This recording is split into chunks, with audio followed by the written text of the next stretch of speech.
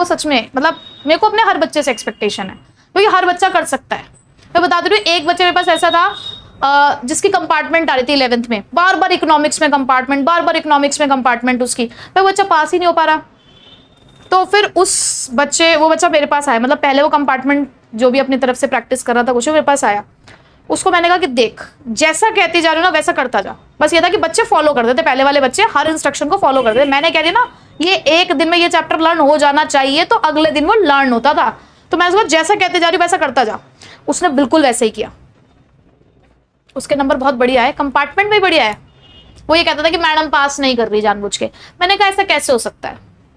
अगर आप लिख के आ रहे हो, कोई टीचर फेल नहीं कर सकता आपको, आप कहीं ना कहीं तुम में कमी है। वो हमेशा ना ये आके बोलता था मुझे कि मैडम चिढ़ती हैं इसलिए मैडम पास नहीं कर रही हैं, हमारी लड़ाई हो गई थी, पापा की ये बात हो गई थी। मगर तू सब बात भूल जा, ऐसा कुछ नहीं होता, तेरे में कमी है, तू नहीं लिख के आ रहा, तू अपने आप को सुधार, तू कर ना 80 नंबर का पेपर पूरा, मैं जाऊंगी तेरे साथ, मैं देखती हूँ कौन काटता तेरा पेपर, तू कर तो सही। उसने किया, उसके सच में 60 नंबर आए थे। तभी तो दिया ना टीचर ने। तुम टीचर को मौका दोगे तो वो नंबर काटेगा, नहीं मौका दोगे तो कहां से काट लेगा? नहीं काट सकता, कोई टीचर नहीं करता ऐसा। हाँ कोई देखो एक्सेप्शन हर जगह होते हैं, किसी की होगी कोई पर्सनल ग्रजेस हो तो हो, लेकिन ऐसा नहीं होता।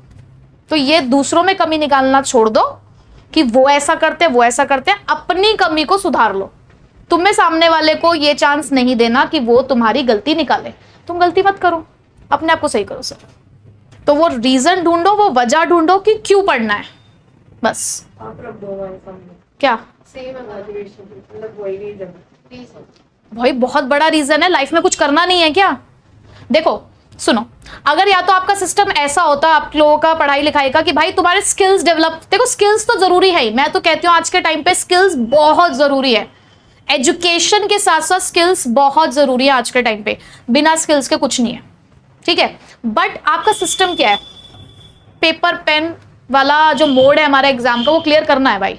अगर वो आपने क्लियर नहीं किया ना तो आप आगे नहीं जा सकते। आप कहते हो आपको फैशन डिजाइनर बनना है, आप कहते हो कि आपको MBA करना है, तो उसका एक रूल है ना, एक प्रोसेस है, आपको उस प्रोसेस से होकर गुजरना है ना। तो प्रोसेस से होकर गुजरना है तो उसके लिए पढ़ना तो पड़ेगा। और देखो जितना आप पढ़ोगे आपकी नॉलेज इंक्रीज होगी। जितना प्रैक्टिकल नॉलेज जरूरी होती है ना, उतनी थियोरेटिकल नॉलेज भी जरूरी होती है। तुम सब कुछ छोड़ो, पढ़ाई लिखाई वाली बात छोड़ो, एक सिंगर को ही देख लो। एक जो सिंगर होता है ना, वो ऐसे नहीं कि भाई सिर्फ गा गा के ही सिंगर बनता है। सिंगिंग नोट्स होते हैं, कुछ पढ़ते हैं वो भी, तो उसको पढ़ के ही वो सिंगर बनते हैं। नहीं तो हम बाथरूम सिंगर ही रह जाते हैं हमारे जैसे। अगर मुझे एक प्रोफेशनल सिंगर बनना है तो मुझे उसकी पढ़ाई करनी पड़ेगी। डांस तो हम सभी कर लेते हैं, पर क्या मैं कोरियोग्राफर बन सकती हूँ? वो तो आजकल इंस्टा पे सब बन जाते हैं, वो छोड़ो। एक प्रोफेशनल कोरियोग्राफर बनना पढ़ाई करनी पड़ती है, उसके लिए हर एक चीज में थियोरेटिकल नॉलेज है जो आपको पढ़नी पड़ेगी। तो बस अपना जो एम है ना, उसे पेपर पे लिखो और दीवार पे लगा लो। जो भी एम है, जो आपकी इच्छा है, चाहे वो आप तब बनो या ना बनो, बात की बात है। आप वो चीज बनो या ना बनो, वो भाई वो बात की बात है। तो तुम्हारी इच्छा है ना, उसे लिखकर दीवार पे लगा दो कि मुझे ये बनना है। इच्छा अपने सामने रखो, क्योंकि वो तुम्हें मोटिवेट करेगा। क्योंकि अब अच्छा वो लगा दिया तुमने कि क्या बनना है, उसके नीचे स्टेयर्स बनाओ। हर एक स्टेयर पे वो लेवल लिखो। भाई जैसे सपोज करो किसी को CA बनना है, ठीक है। अब CA बनने के लिए सबसे पहले रिक्वायरमेंट है 12th पास। पहली स्टेयर पे लिखा 12th पास, फिर फाउंडेशन क्लियर करना पड़ेगा। दूसरी स्टेयर पे लिखा फाउंडेशन, फिर आपको ग्रुप 1 ग्रुप 2 करके आपको पेपर देने होते हैं, ग्रुप 1 ग्रुप 2, फिर फाइनल आर्टिकलशिप। ऐसे स्टेयर्स बना लो कि भाई अगर आपको वहां तक पहुंचना है तो इन चीजों को पूरा करके ही वहां तक पहुंचना है। तो बस रोज दिखेगा ना, तो रोज याद आएगा। किसी का मोटिवेशन होता है पेरेंट्स स्माइल। पेरेंट्स की भी तो कुछ एक्सपेक्टेशंस है या नहीं है? मेरे पेरेंट्स की वही है, सरकारी मना कर रही है। उनसे उनके दिल से पूछो, है? सबकी तुम्हें नहीं पता खुशी है? बिल्कुल है। देखो हर पेरेंट चाहता है कि हमारा बच्चा कामयाब हो, अपने पैरों पर खड़ा हो। क्योंकि आज के टाइम पे चाहे लड़का हो चाहे लड़की हो, हर किसी का अपने पैरों पे खड़ा होना बहुत जरूरी है। आप अगर अपने पैरों पे खड़े हैं ना, तो आपकी वैल्यू है। लोग आपकी इज्जत तभी करेंगे जब आप कुछ होगे।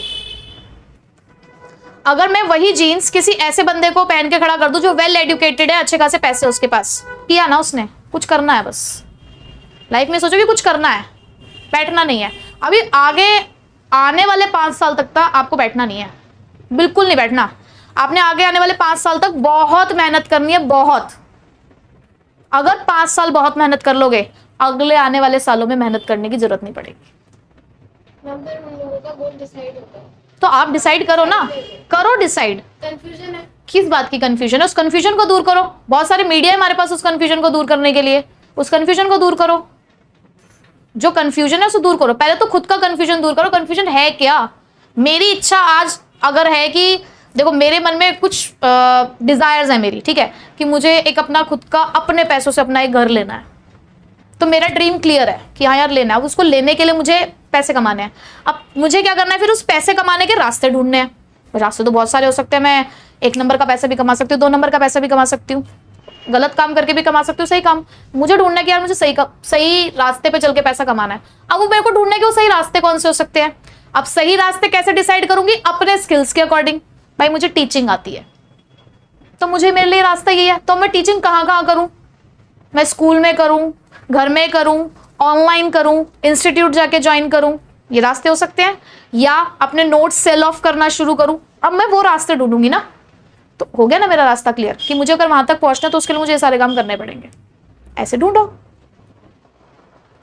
तो पहला काम क्या करना है, अपना एम डिसाइड करना है और उस एम को सामने लिख देना है। एम तक पहुंचना कैसे है, उसकी सीढ़ियां बना लेनी है बस, और फिर उन सीढ़ियों को पार करना है और कुछ नहीं। और बनना जरूर है कुछ ना कुछ।